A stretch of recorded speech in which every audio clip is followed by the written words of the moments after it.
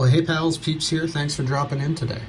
I wanted to quick share with you a project that I've just sort of started sinking my teeth into, and it involves cards that are already in my collection, and in this case have been in my collection for, I think, 42 years, since 82. That was what I could sort of deduce from various bits of information over here at Peeps Wax headquarters. But anyway, so I wanted to talk about that project and also mention a few channels that have in part, certainly in part, if not in large part, really, inspired this project. And we'll start with a fairly new channel, Brent Richards Baseball Cards. Brent has been showing some really awesome stuff from the 90s and early 2000s recently. Just some out-of-the-box issues, releases, stuff you don't see very often, or in my case, some things I haven't seen in a really long time, some things I've never seen ever. And one thing that comes to mind is these Diamond Mark Tall Boys that Brent just showed off, which feature expanded artwork from the classic 92 Fleer Pro Visions insert set, or an insert set that I love. And I'd never seen these Diamond Mark Tall Boys before with expanded or larger, in some cases different artwork. That was super cool, and that's just one reason to go over there. Next, I want to shout out Adam over at Splendid Sports Cards. I've really been enjoying the podcast, which I was unaware of until fairly recently, that the show was released on podcast. And I love podcasts. I listen to a lot of podcasts as I'm doing other things. And Adam does a tremendous job over there. And Adam had a video recently where he talked about, maybe the most important part of this hobby is the friends you make and the community you kind of immerse yourself in or participate in. And I agree. I couldn't agree more. This has been a fabulous platform to meet people and learn, and this has just been awesome. And that's kind of what I'm showing here today, is some things that I've learned. All right, next we've got Dylan over at Double D Vintage.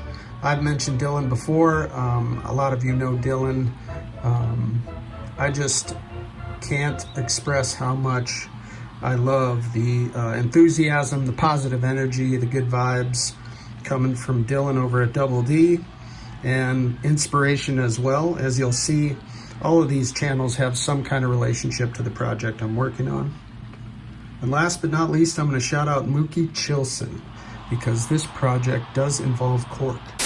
Without further ado, let's talk about what you see before you.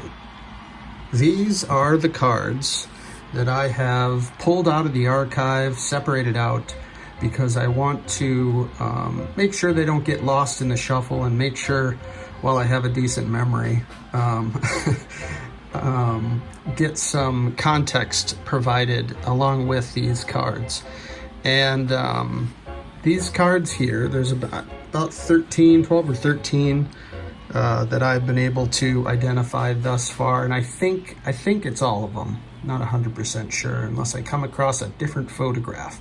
But these are all cards that existed pinned up onto my corkboard wall in the bedroom of the house I grew up in St. Paul, Minnesota.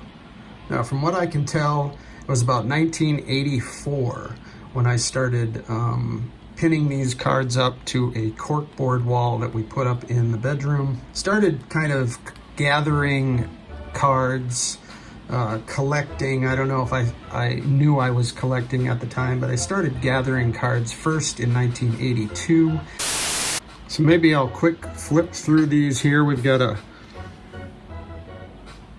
beater of a 71 Twins Bert Blyleven rookie card. And this was pinned up, and you might say, where's the pinhole? Hey peeps, where's the pinhole? There weren't any pinholes, because by 1984, when I started pinning these up, I was pinning them through the penny sleeve, and the card would hang below. I had already determined that I didn't want to put holes in my cards by 1984 at age 10, and I think that kind of that was suggested by Mookie Chilson over on one of his episodes recently, that the pinhole thing kind of stalled out, if not died out, probably by 1985.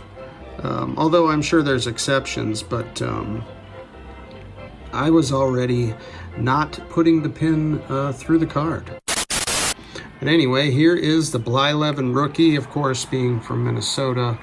Blyleven has a special place in the lore of the Twins.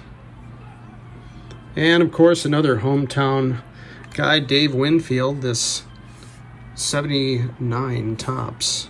Dave Winfield, shown here with the pods. This was also pinned up. We've got a wildly miscut or off-center Warren Spahn, 61. My dad was a big Warren Spahn fan. I was a big Winfield fan. We kind of shopped together and didn't spend a lot of money, as you can see. A lot of these are beat up or miscut. But I always loved this Warren Spahn card because it was sort of like the first super legend card that I remember pinning up. There was one more that went along with it, and I think it's in this stack over here. Here's the 64 Clemente. Love this shot. So it was quite the assortment of different years, different players. You got Mudcat Grant in the 61. Hometown hero, of course, was a dominating pitcher in the 1965 World Series, even though the Twins lost 7 games to the Dodgers. Went to Game 7, and Sandy Koufax took care of business, but Mudcat had a fabulous series, and at his peak was one of the best pitchers in baseball. So we got Mudcat. Here, I'll try to see if I can get all these on display here. Here's a 74 Frank Robinson, shown here with the Angels. It was the only Frank Robinson card we had. So of course that got the corkboard treatment. And we got a 76 Hank Aaron.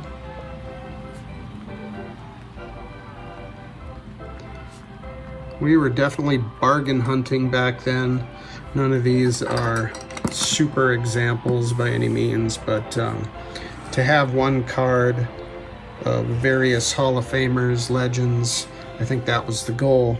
Here's the 61 Bob Gibson. This was pinned up right next to the Warren Spahn. I remember pinning things up kind of by their designs.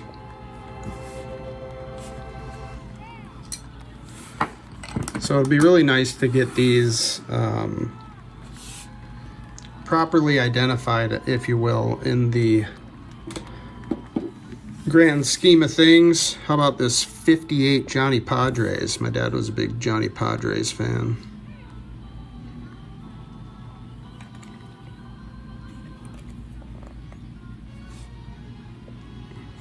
Love the yellow on that one. We've got a Dom DiMaggio, 53 Dom DiMaggio. We figured we'd better get a DiMaggio. My dad's favorite player was Joe DiMaggio, but he had an appreciation for all 3 of the DiMaggios.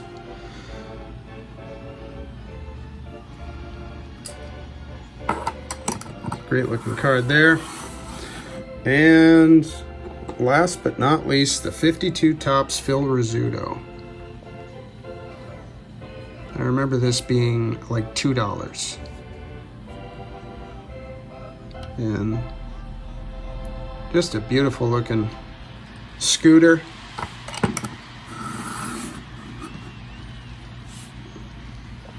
And the last corkboard card I have put into a custom slab, magnetic. And I'm fooling around with the label. I don't really know what I'm going to do with it, but I'd like to identify all of these as part of the original corkboard collection, if you will. And I'm fooling around with the labels. I'm figuring things out. I'm going to print them on better stock and kind of make them a little more official. This one has, I put Cork all the way across, and they had the letters in white. And this is a little bit more academic, I guess. But I thought it'd be kind of cool maybe to include a little swatch of Cork to be quickly identified.